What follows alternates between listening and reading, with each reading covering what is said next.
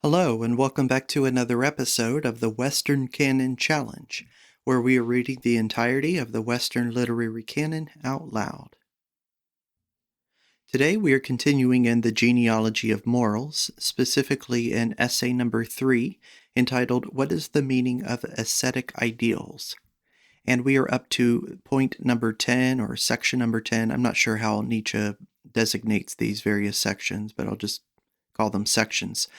I already uploaded sections 1 through 10, and now I will be recording 10, maybe to 20, and then make one more video from 20 to 28. So this last essay number 3, will be 3 videos in total, and this is the second of the 3. And with that said, I will go ahead and get started reading number 10. There is in the same book, Aphorism 12, an explanation of the burden of unpopularity under which the earliest race of contemplative men had to live, despised almost as widely as they were first feared. Contemplation first appeared on earth in a disguised shape, in an ambiguous form, with an evil heart and often with an uneasy head. There is no doubt about it. The inactive, brooding, unwarlike element in the instincts of contemplative men long invested them with a cloud of suspicion. The only way to combat this was to excite a definite fear. And the old Brahmins, for example, knew to a nicety how to do this. The oldest philosophers were well versed in giving to their very existence and appearance meaning, firmness, background, by reason whereof men learnt to fear them. Considered more precisely, they did this from an uneven, more fundamental need, the need of inspiring in themselves fear and self-reverence. For they found even in their own souls all the valuations turned against themselves. They had to fight down every kind of suspicion and antagonism against, quote, the philosophic element in themselves, end quote. Being men of a terrible age, they did this with terrible means. Cruelty to themselves, ingenious self-mortification, this was the chief method of these ambitious hermits and intellectual revolutionaries, who were obliged to force down the gods and the traditions of their own soul, so as to enable themselves to believe in their own revolution. I remember the famous story of the king Victimitra, who was the result of 1,000 years of self-martyrdom, reached such a consciousness of power and such a confidence in himself that he undertook to build a new heaven, the sinister symbol of the oldest and newest history of philosophy in the whole world. Everyone who has built anywhere a new heaven first found the power thereto in his own hell. Let us compress the facts into a short formula. The philosophic spirit had, in order to be possible to any extent at all, to masquerade and disguise itself as one of the previously fixed type of the contemplative man, to disguise itself as a priest, wizard, soothsayer, as a religious man generally. The ascetic ideal has for a long time served the philosopher as a superficial form, as a condition which enabled him to exist. To be able to be a philosopher, he had to exemplify the ideal. To exemplify it, he was bound to believe in it. The peculiarly etherealized abstraction of philosophers, with their negation of the world, their enmity to life, their disbelief in the senses, which has been maintained up to the most recent time, and has almost thereby come to be accepted as the ideal philosophic attitude. This abstraction is the result of those enforced conditions under which philosophy came into existence, and continue to exist, inasmuch as for quite a very long time philosophy would have been absolutely impossible in the world without an ascetic cloak and dress, without an ascetic self-misunderstanding. Expressed plainly and palpably, the ascetic priest has taken the repulsive and sinister form of the caterpillar, beneath which and behind which alone philosophy could live and slink about. Has all that really changed? Has that flamboyant and dangerous winged creature, that quote-unquote spirit which that caterpillar concealed within itself, has it, I say, thanks to a sunnier, warmer, lighter world, really and finally flung off its hood and escaped into the light? Can we today point to enough pride, enough daring, enough courage, enough self-confidence, enough mental will, enough will for the responsibility, enough freedom of the will, to enable the philosopher to be now in the world really possible? 11. And now, after we have caught sight of the ascetic priest, let us tackle our problem. What is the meaning of the ascetic ideal? It now first becomes serious, vitally serious. We are now confronted with the real representatives of the serious. Quote, what is the meaning of all seriousness? End quote. This even more radical question is perchance already on the tip of our tongue. A question fairly for physiologists, but which we for the time being skip. In that ideal, the ascetic priest finds not only his faith, but also his will, his power, his interest. His right to existence stands and falls with that ideal. What wonder that we here run up against a terrible opponent, on the supposition, of course, that we are the opponents of that ideal, an opponent fighting for his life against those who repudiate that ideal. On the other hand, it is from the outset improbable that such a biased attitude towards our problem will do him any particular good. The ascetic priest himself will scarcely prove the happiest champion of his own ideal, on the same principle on which a woman usually fails when she wishes to champion woman, let alone proving the most objective critic and judge of the controversy now raised. We shall, therefore, so much is already obvious, rather have actually to help him to defend himself properly against ourselves, than we shall have to fear being too well beaten by him. The idea which is the subject of this dispute is the value of our life from the standpoint of the ascetic priests. This life, then, together with the whole of which it is a part, nature, the world, the whole sphere of becoming and passing away, is placed by them in relation to an existence of quite another character, which it excludes and to which it is opposed, unless it deny its own self. In this case, the case of an ascetic life, life is taken as a bridge to another existence. The ascetic treats life as a maze, in which one must walk backwards till one comes to the place where it starts. Or he treats it as an error which one may, nay must, refute by action. For he demands that he should be followed. He enforces, where he can, this valuation of existence. What does this mean? Such a monstrous valuation is not an exceptional case or a curiosity recorded in human history. It is one of the most general and persistent facts that there are. The reading from the vantage of a distant star of the capital letters of our earthly life would perchance lead to the conclusion that the earth was the especially ascetic planet, a den of discontented, arrogant, and repulsive creatures who never got rid of a deep disgust of themselves, of the world, of all life, and did themselves as much hurt as possible out of pleasure in hurting, presumably their one and only pleasure. Let us consider how regularly, how universally, how practically at every single period the ascetic priest puts in his appearance. He belongs to no particular race. He thrives everywhere. He grows out of all classes. Not that he perhaps bred this valuation by heredity and propagated it. The contrary is the case. It must be a necessity of the first order which makes this species hostile, as it is, to life, always grown again and always thrive again. Life itself must certainly have an interest in the continuance of such a type of self-contradiction. For an ascetic life is a self-contradiction. Here rules resentment without parallel, the resentment of an insatiate instinct and ambition, that would be master not over some element in life, but over life itself, over life's deepest, strongest, innermost conditions. Here is an attempt made to utilize power to damn the sources of power. Here does the green eye of jealousy turn even against physiological well-being, especially against the expression of such well-being, beauty, joy. While a sense of pleasure is experienced and sought in abortion, in decay, in pain, in misfortune, in ugliness, in voluntary punishment, in the exercising, flagellation, and sacrifice of the self, all this is in the highest degree paradoxical. We are here confronted with a rift that wills itself to be a rift, which enjoys itself in this very suffering, and even becomes more and more certain of itself, more and more triumphant in proportion as its own presupposition, physiological vitality, decreases. Quote, The triumph just in the supreme agony, end quote.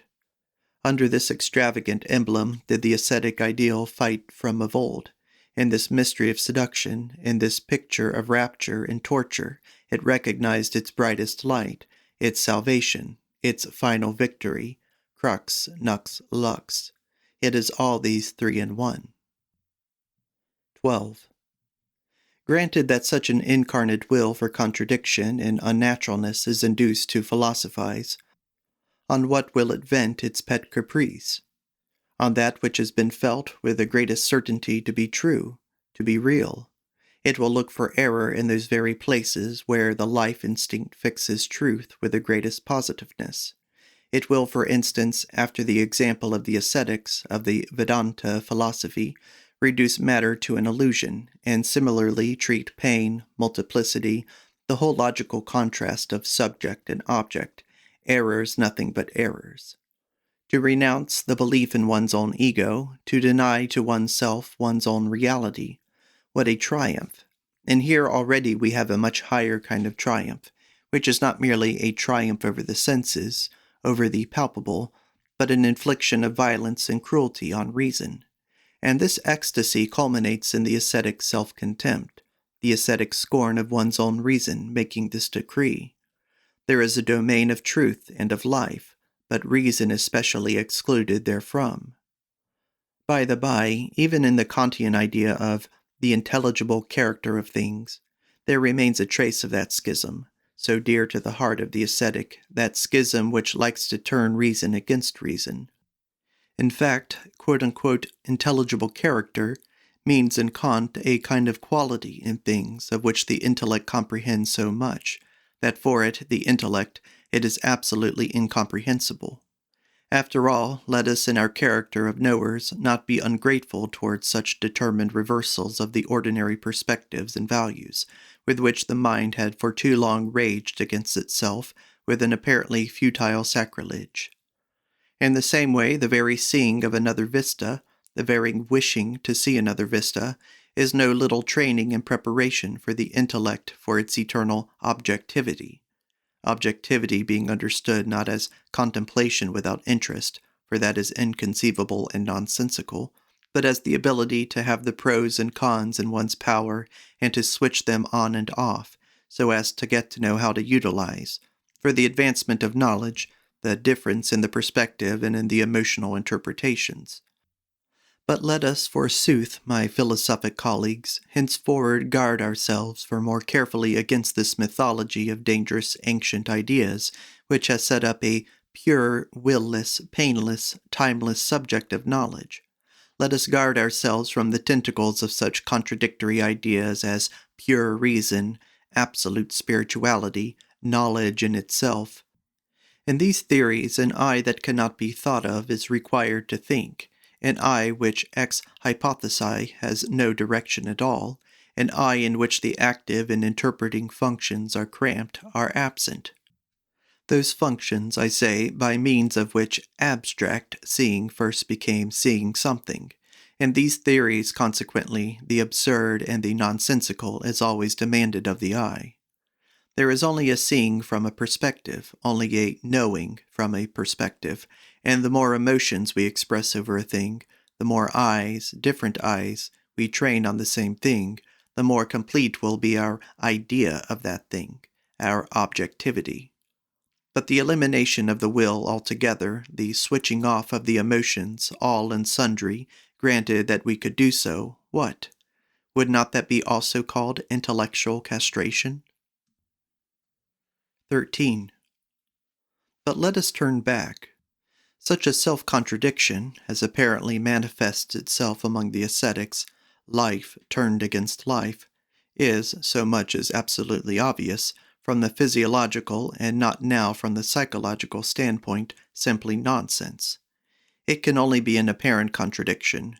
It must be a kind of provisional expression, an explanation, a formula, an adjustment, a psychological misunderstanding of something, whose real nature could not be understood for a long time, and whose real essence could not be described, a mere word jammed into an old gap of human knowledge.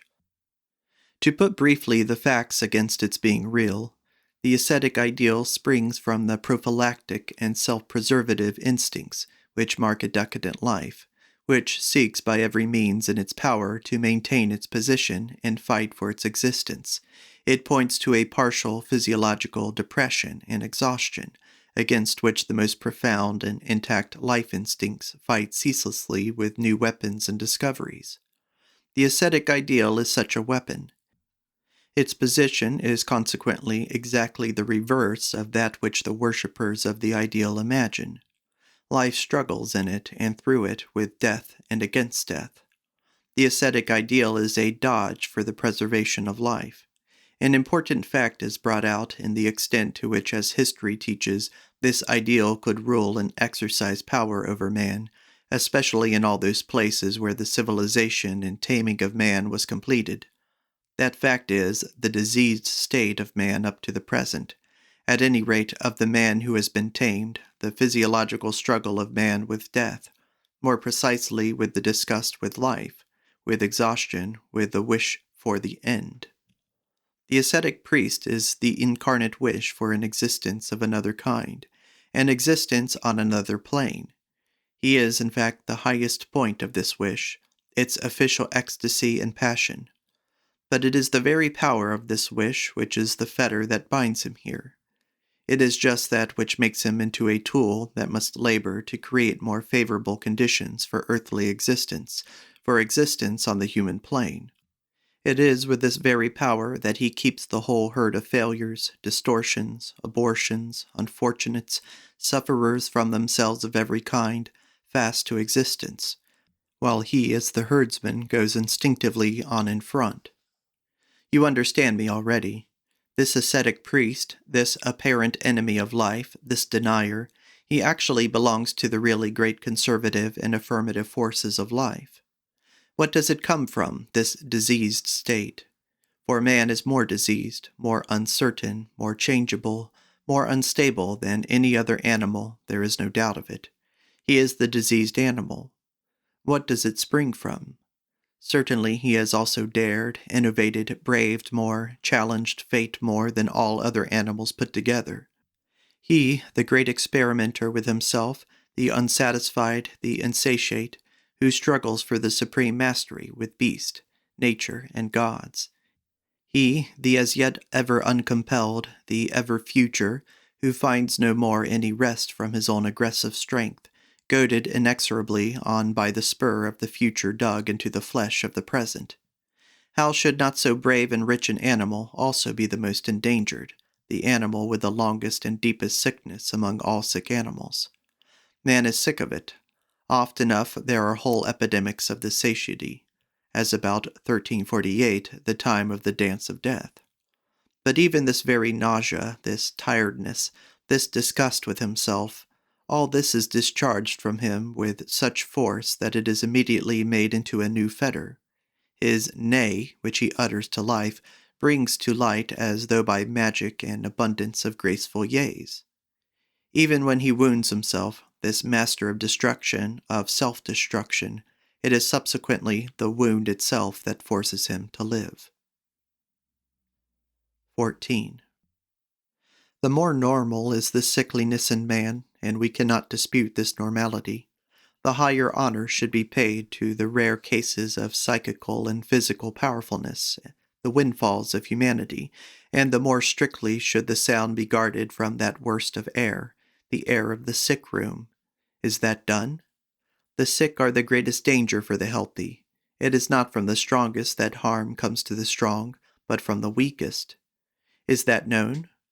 Broadly considered, it is not for a minute the fear of man whose diminution should be wished for this fear forces the strong, to be at times terrible.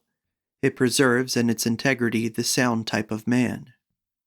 What is to be feared, what does work with a fatality found in no other fate, is not the great fear of, but the great nausea with man, and equally so the great pity for man. Supposing that both these things were one day to espouse each other, then inevitably the maximum of monstrousness would immediately come into the world, the last will of man, his will for nothingness, nihilism. And in sooth the way is well paved thereto. He who not only has his nose to smell with, but also has eyes and ears. He sniffs almost wherever he goes today, an air something like that of a madhouse, the air of a hospital. I am speaking, as stands to reason, of the cultured areas of mankind, of every kind of quote-unquote Europe that there is in fact in the world. The sick are the great danger of man, not the evil, not the beasts of prey. They who are from the outset botched, oppressed, broken, those are they, the weakest are they, who most undermine the life beneath the feet of man, who instill the most dangerous venom and skepticism into our trust in life, in man, in ourselves. Where shall we escape from it? From that covert look from which we carry away a deep sadness, from that averted look of him who was misborn from the beginning, that look which betrays what such a man says to himself, that look which is a groan. Would that I were something else, so groans this look, but there is no hope. I am what I am. How could I get away from myself? And verily I am sick of myself. On such a soil of self-contempt, a veritable swamp soil, grows that weed, that poisonous growth, and all so tiny, so hidden, so ignoble, so sugary. Here teems the worms of revenge and vindictiveness. Here the air reeks of things secret and unmentionable. Here is ever spun the net of the most malignant conspiracy, the conspiracy of the sufferers against the sound and the victorious. Here is the side of the victorious hated. And what lying so as not to acknowledge this hate as hate? What a show of big words and attitudes! What an art of righteous calumniation! These abortions, what a noble eloquence gushes from their lips! What an amount of sugary, slimy, humble submission oozes in their eyes! What do they really want? At any rate to represent righteousness, love, wisdom, superiority. That is the ambition of these lowest ones, these sick ones. And how clever does such an ambition make them? You cannot, in fact, but admire the counterfeiter dexterity with which the stamp of virtue, even the ring, the golden ring of virtue, is here imitated. They have taken a lease of virtue absolutely for themselves, have these weaklings and wretched invalids, there is no doubt of it. We alone are the good, the righteous. So do they speak. We alone are the homines boni voluntatis. They stalk about in our midst as living reproaches, as warning to us, as though health, fitness, strength, pride, the sensation of power were really vicious things in themselves, for which one would have some day to do penance, bitter penance. Oh, how they themselves are ready in their hearts to exact penance, how they thirst after being hangmen. Among them is an abundance of revengeful ones disguised as judges, who ever mouth the word righteousness like a venomous spittle, with mouth, I say, always pursed, always ready to spit at everything, which does not wear a discontented look, but is of good cheer as it goes on its way. Among them, again, is that most loathsome species of the vain, the lying abortions, who make a point of representing beautiful souls, and perchance of bringing to the market as purity of heart their distorted sensualism, swathed in verses and other bandages, the species of self-comforters and masturbators of their own souls.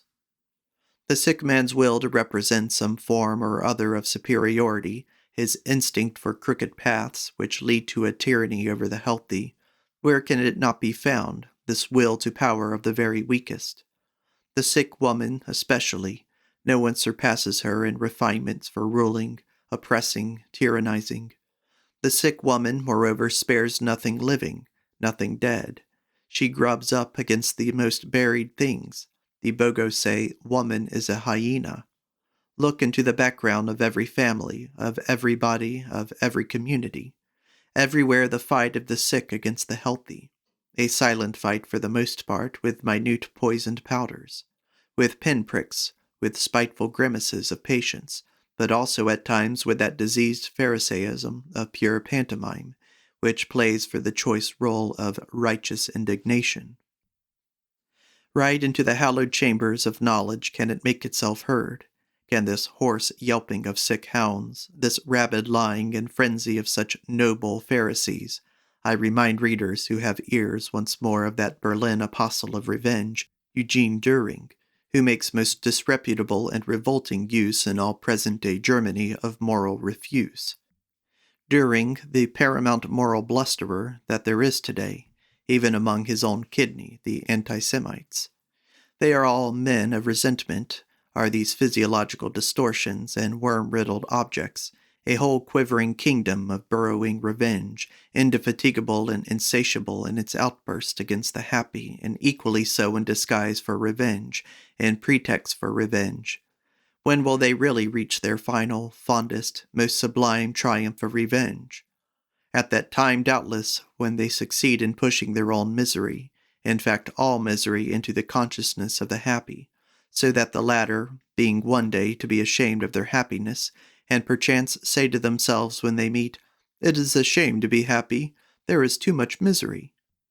But there could not possibly be a greater and more fatal misunderstanding than that of the happy, the fit, the strong in body and soul, beginning in this way to doubt their right to happiness. Away with this perverse world. Away with this shameful soddenness of sentiment, preventing the sick making the healthy sick, for that is what such a soddenness comes to. This ought to be our supreme object in the world. But for this it is above all essential that the healthy should remain separated from the sick, that they should even guard themselves from the look of the sick, that they should not even associate with the sick. Or may it perchance be their mission to be nurses or doctors? That they could not mistake and disown their mission more grossly. The higher must not degrade itself to be the tool of the lower. The pathos of distance must to all eternity keep their missions also separate. The right of the happy to existence, the right of bells with a full tone over the discordant cracked bells, is verily 1,000 times greater. They alone are the sureties of the future. They alone are to be bound to man's future. What they can, what they must do, that can the sick never do, should never do. But if they are to be enabled to do what only they must do, how can they possibly be free to play the doctor, the comforter, the saviour of the sick? And therefore good air, and away at any rate from the neighbourhood of all the madhouses and hospitals of civilization. And therefore good company, our own company or solitude, if it must be so, but away at any rate from the evil fumes of internal corruption, and the secret worm-eaten state of the sick, that forsooth, my friends, we may defend ourselves at any rate for still a time against the two worst plagues that could have been reserved for us, against the great nausea with man, against the great pity for man. 15. If you have understood in all their depths, and I demand that you should grasp them profoundly and understand them profoundly, the reasons for the impossibility of its being the business of the healthy to nurse the sick, to make the sick healthy, it follows that you have grasped this further necessity, the necessity of doctors and nurses who themselves are sick. And now we have and hold with both our hands the essence of the ascetic priest. The ascetic priest must be accepted by us as the predestined savior, herdsman, and champion of the sick herd. Thereby do we first understand his awful, historic mission. The lordship over sufferers is his kingdom, to that point his instinct, in that he finds his own special art, his master skill, his kind of happiness. He must himself be sick, he must be kith and kin to the sick and the abortion so as to understand them, so as to arrive at an understanding with them. But he must also be strong, even more master of himself than of others, impregnable, forsooth, in his will for power, so as to acquire the trust and the awe of the weak, so that he can be their hold, bulwark, prop, compulsion, overseer, tyrant, God. He has to protect them, protect his herds. Against whom? Against the healthy, doubtless also against the envy towards the healthy. He must be the natural adversary and scorner of every rough, stormy, rainless, hard, violently predatory health and power. The priest is the first form of the more delicate animal that scorns more easily than it hates. He will not be spared the waging of war with the beasts of prey, a war of guilt, of quote-unquote spirit, rather than of force, as is self-evident. He will in certain cases find it necessary to conjure up out of himself, or at any rate to represent practically, a new type of the beast of prey, a new animal monstrosity in which the polar bear, the supple, cold, crouching panther, and, not the least important, the fox are joined together in a trinity as fascinating as it is fearsome. If necessity exacts it, then will he come on the scene with bearish seriousness, venerable, wise, cold, full of treacherous superiority as the herald and mouthpiece of mysterious powers, sometime going among even the other kind of beasts of prey, determined as he is to sow in their soil, wherever he can, suffering, discord, self-contradiction, and only too sure of his art, always to be lord of sufferers at all times. He brings with him, doubtless, salve and balsam, but before he can play the physician, he must first wound. So while he soothes the pain which the wound makes, he at the same time poisons the wound. Well versed is he in this above all things, is this wizard and wild beast tamer, in whose vicinity everything healthy must needs become ill, and everything ill must needs become tame. He protects, in sooth, his sick herd well enough, does this strange herdsman. He protects them also against themselves, against the sparks, even in the center of the herd, of wickedness, knavery, malice, and all the other ills that the plaguy and the sick are heir to. He fights with cunning, hardness, and stealth against anarchy, and against the ever-imminent break-up inside the herd, where resentment, that most dangerous blasting stuff and explosive, ever accumulates and accumulates.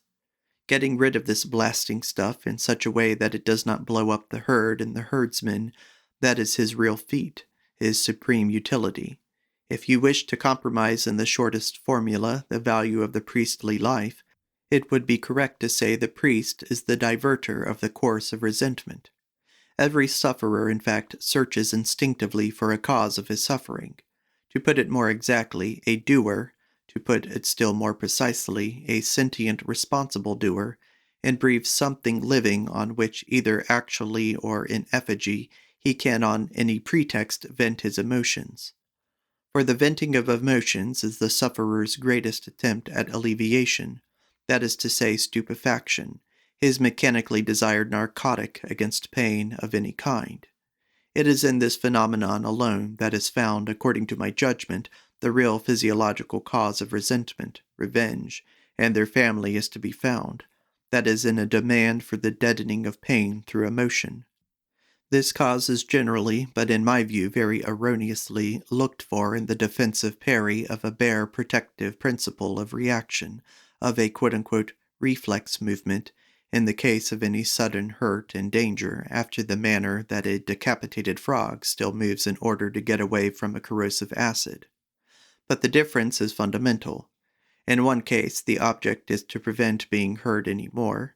In the other case, the object is to deaden a racking, insidious, nearly unbearable pain by a more violent emotion of any kind whatsoever, and at any rate for the time being to drive it out of the consciousness. For this purpose an emotion is needed, as wild an emotion as possible, and to excite that emotion some excuse or other is needed. Quote, "It must be somebody's fault that I feel bad." End quote. This kind of reasoning is peculiar to all invalids, and is but the more pronounced, the more ignorant they remain of the real cause of their feeling bad.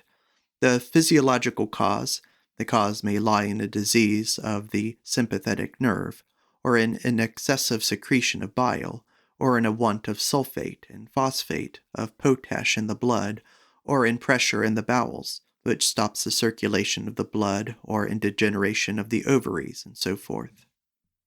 All sufferers have an awful resourcefulness and ingenuity in finding excuses for painful emotions. They even enjoy their jealousy, their broodings over the base actions and apparent injuries. They burrow through the intestines of the past and the present in their search for obscure mysteries, wherein they will be at liberty to wallow in a torturing suspicion and get drunk on the venom of their own malice. They tear open the oldest wounds. They make themselves bleed from the scars which have long been healed. They make evildoers out of friends, wife, child, and everything which is nearest to them. I suffer. It must be somebody's fault. So thinks every sick sheep. But his herdsman, the ascetic priest, says to him, "Quite so, my sheep, it must be the fault of someone, but thou thyself art that same one. It is all the fault of thyself alone.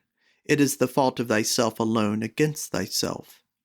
That is bold enough, false enough, but one thing is at least attained thereby. As I have said, the course of resentment is diverted. 16.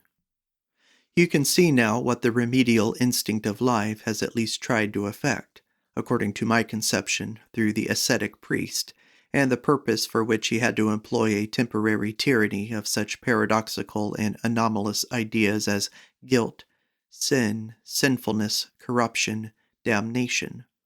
What was done was to make the sick harmless up to a certain point, to destroy the incurable by means of themselves, to turn the milder cases severely onto themselves, to give their resentment a backward direction. Quote, "Man needs but one thing," and to exploit similarly the bad instincts of all sufferers with a view to self-discipline, self-surveillance, self-mastery. It is obvious that there can be no question at all in the case of a medication of this kind, a mere emotional medication, of any real healing of the sick in the physiological sense. It cannot even for a moment be asserted that in this connection the instinct of life has taken healing as its goal and purpose. On the one hand, a kind of congestion and organization of the sick, the word church is the most popular name for it. On the other, a kind of provisional safeguarding of the comparatively healthy, the more perfect specimens, the cleavage of a rift between healthy and sick.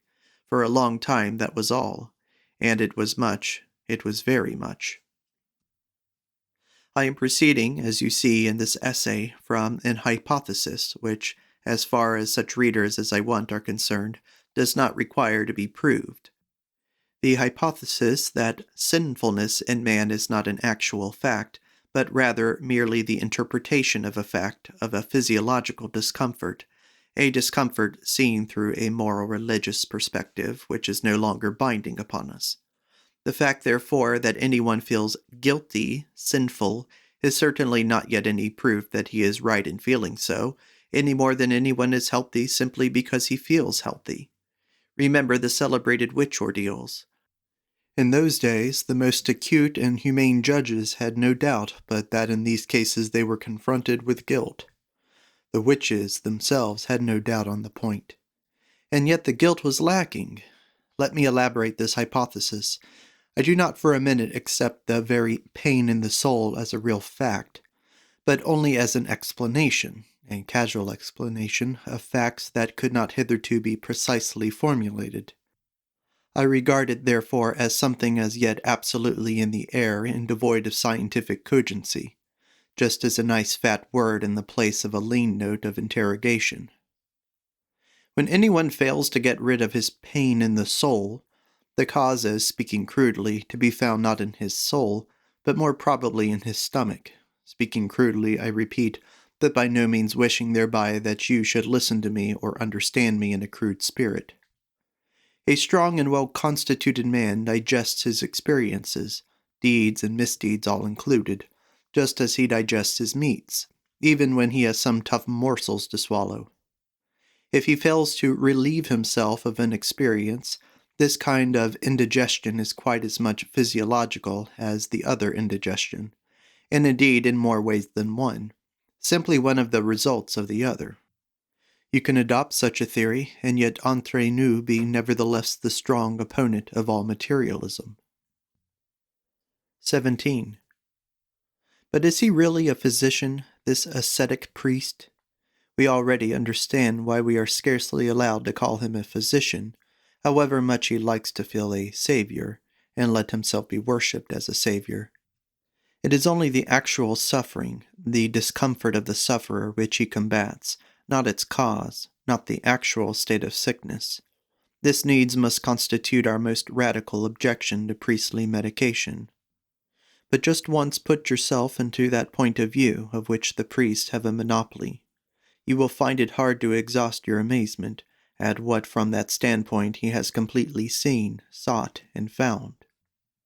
The mitigation of suffering, every kind of consoling, all this manifests itself as his very genius. With what ingenuity has he interpreted his mission of a consoler? With what aplomb and audacity has he chosen weapons necessary for the part?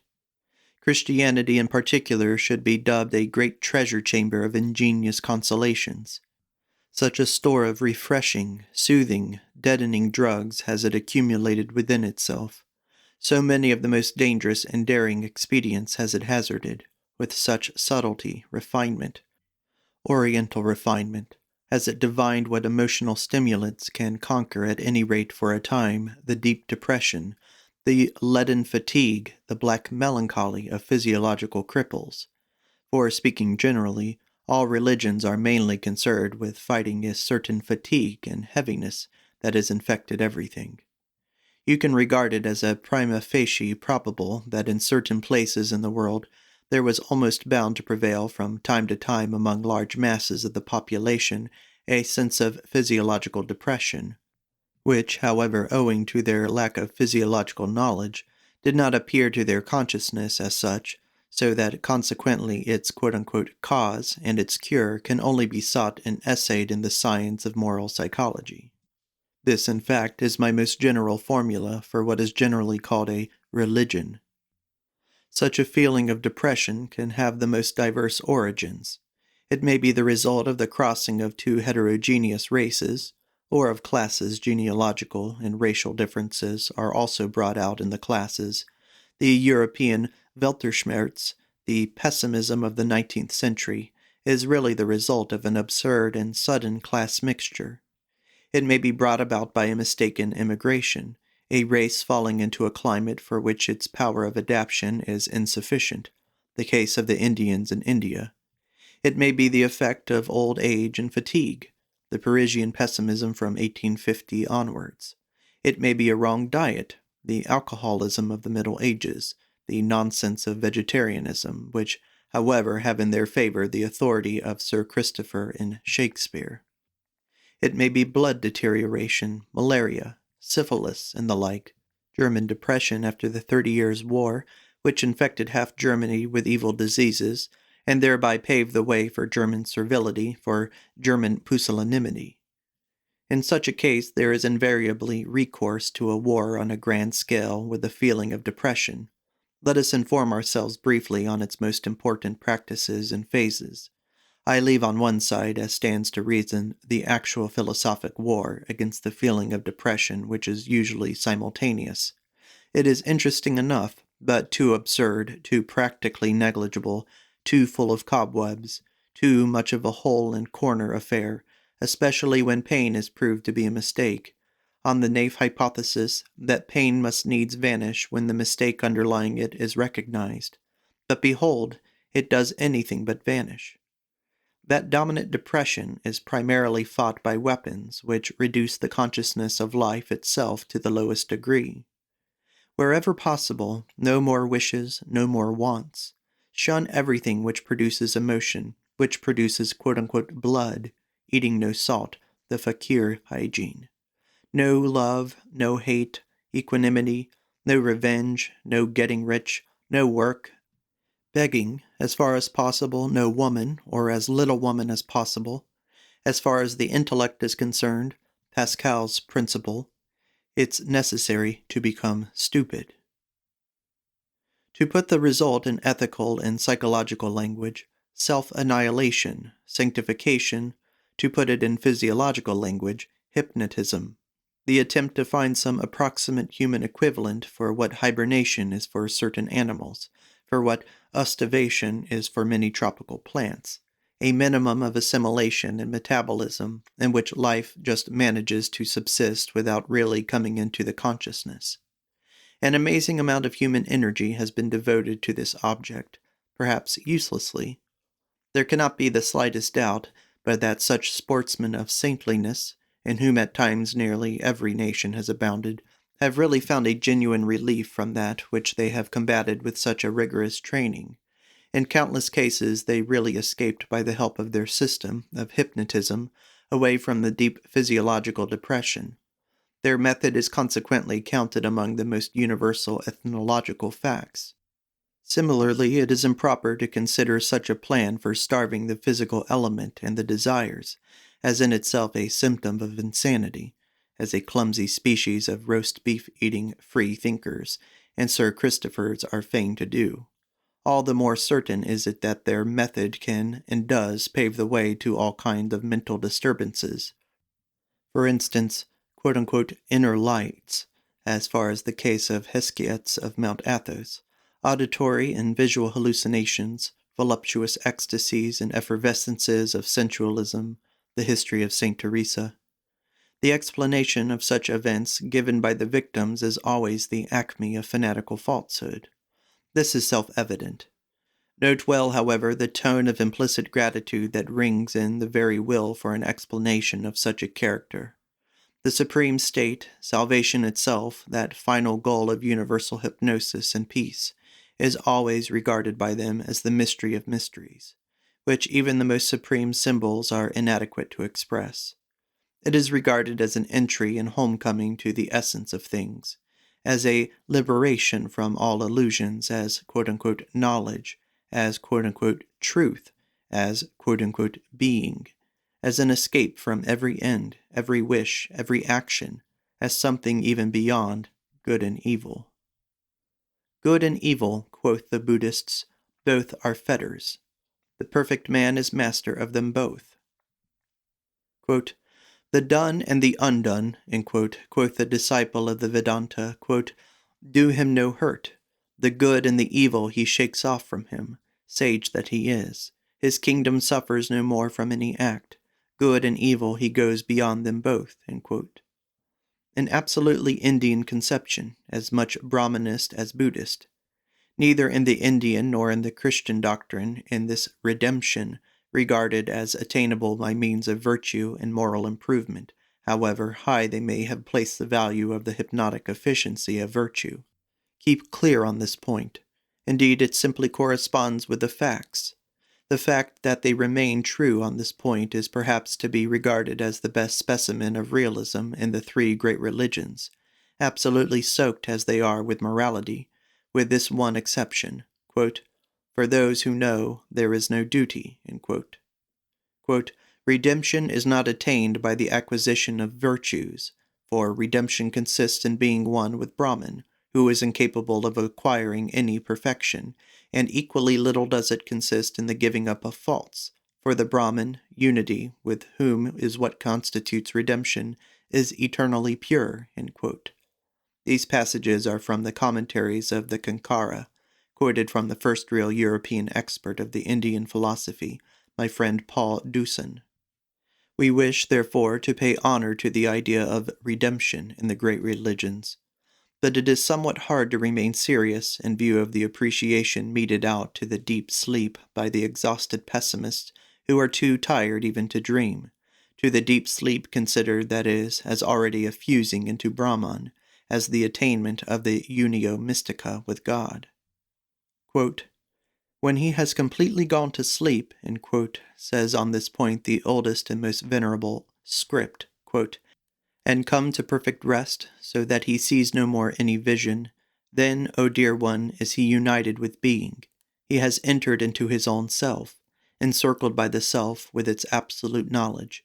He has no more any consciousness of that which is without, or of that which is within. Day and night cross not these bridges, nor age, nor death, nor suffering, nor good deeds, nor evil deeds. In deep sleep, say likewise the believers in this deepest of the three great religions, does the soul lift itself from out of this body of ours, enters the supreme light, and stands out therein in its true shape. Therein is it the supreme spirit itself, which travels about, while it jests and plays and enjoys itself, whether with women or chariots or friends. There do its thoughts turn no more back to this appanage of a body to which the prana, the vital breath, is harnessed like a beast of burden to the cart. None the less, we will take care to realize, as we did when discussing redemption, that in spite of all its pomp of oriental extravagance, this simply expresses the same criticism on life as did the clear, cold, Greekly cold, but yet suffering Epicurus. The hypnotic sensation of nothingness, the peace of deepest sleep, anesthesia in short, that is what passes with the sufferers and the absolutely depressed for, forsooth, their supreme good, their value of values. That is what must be treasured by them as something positive, be felt by them as the essence of the positive. According to the same logic of the feelings, nothingness is in all pessimistic religions called God. 18.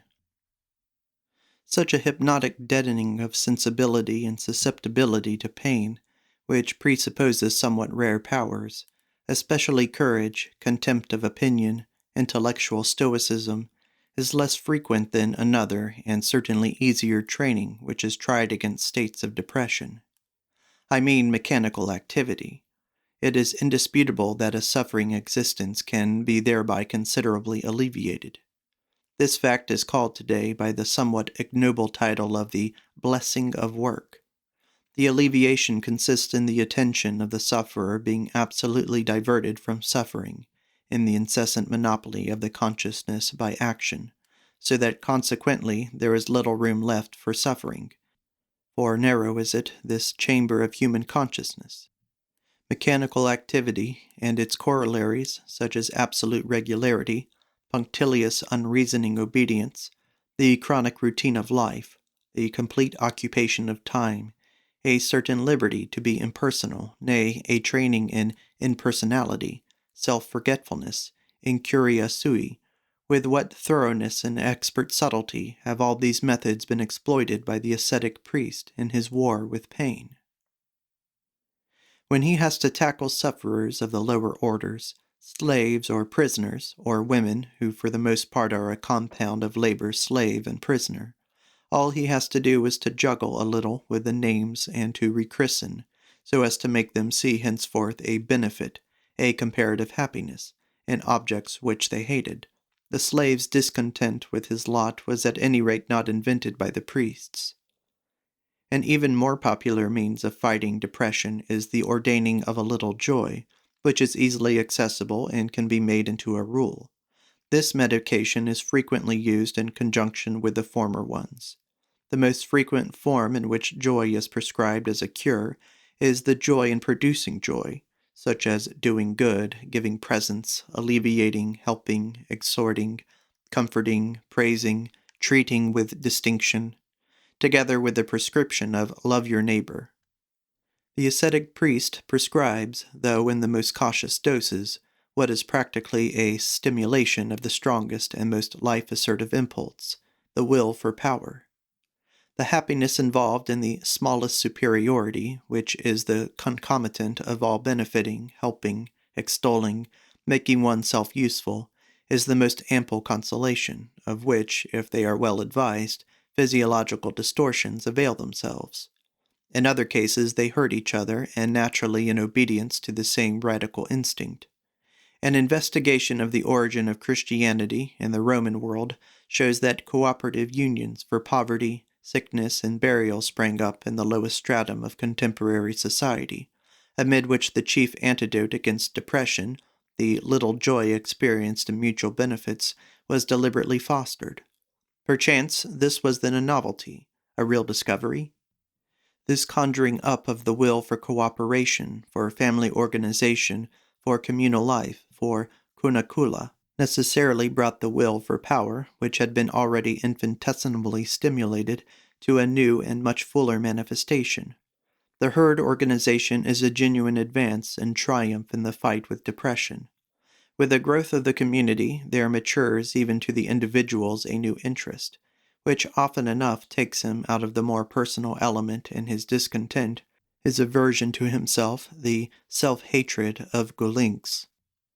All sick and diseased people strive instinctively after a herd organization, out of a desire to shake off their sense of oppressive discomfort and weakness.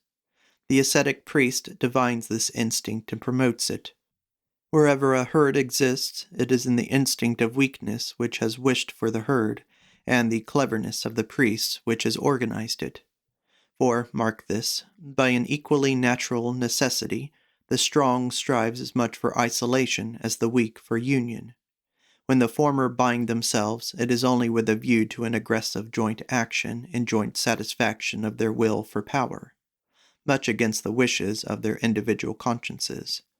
The latter, on the contrary, range themselves together with positive delight in such a muster.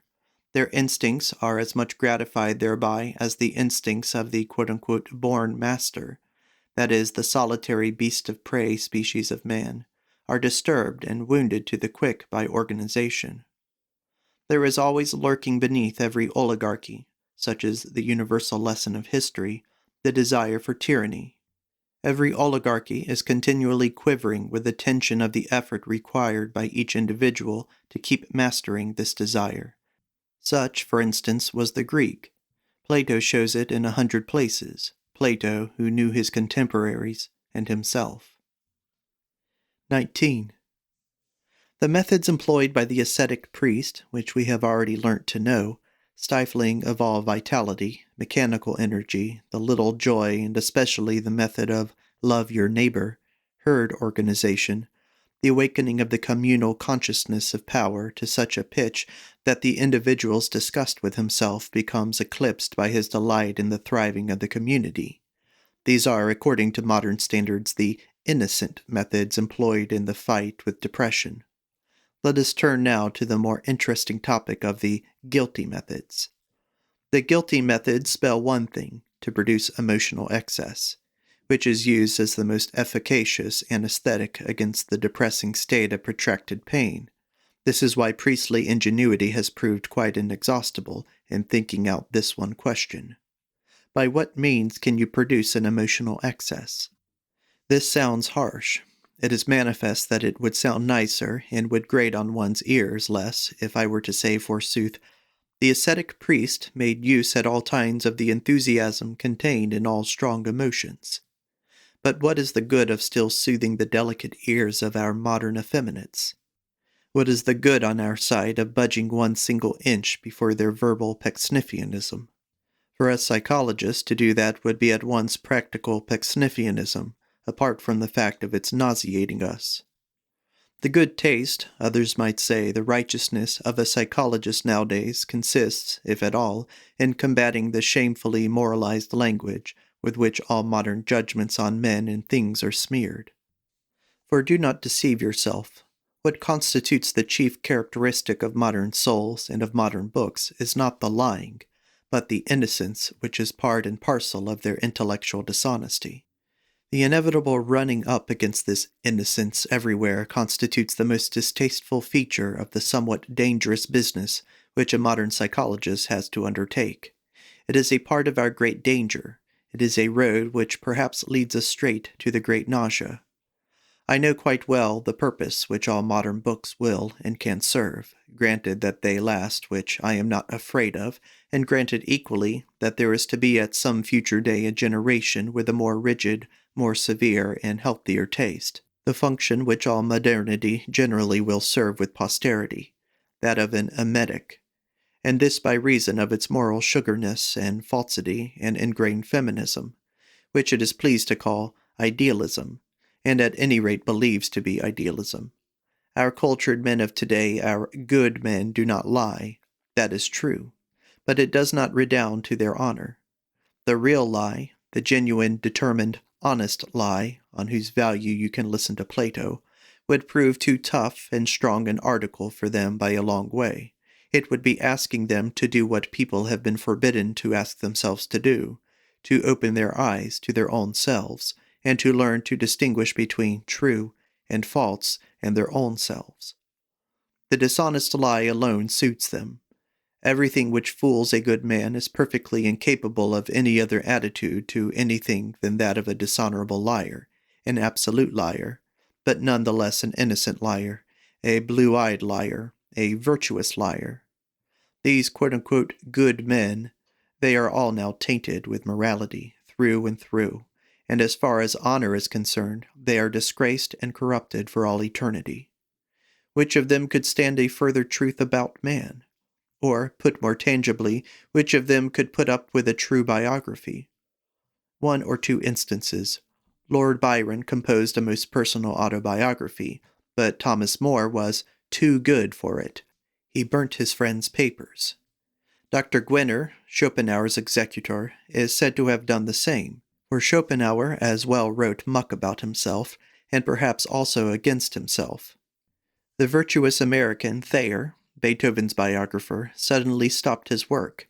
He had come to a certain point in that honorable and simple life, and could stand it no longer. Moral: what sensible man nowadays writes one honest word about himself? He must already belong to the order of holy foolhardiness. We are promised an autobiography of Richard Wagner. Who doubts but that it would be a clever autobiography?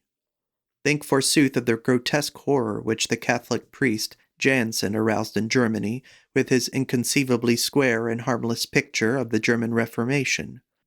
What wouldn't people do if some real psychologist were to tell us about a genuine Luther, tell us, not with the moralist simplicity of a country priest or the sweet and cautious modesty of a Protestant historian, but say with the fearlessness of a Taine, that springs from force of character, and not from a prudent toleration of force. The Germans, by the by, have already produced the classic specimen of this toleration. They may well be allowed to reckon him as one of their own, in Leopold Ranke, that born classical advocate of every causa fortior, that cleverest of all the clever opportunists. This is the end of Part 2 of Essay Number 3, entitled, What is the Meaning of Ascetic Ideals? From the Genealogy of Morals by Friedrich Nietzsche. Thank you for listening.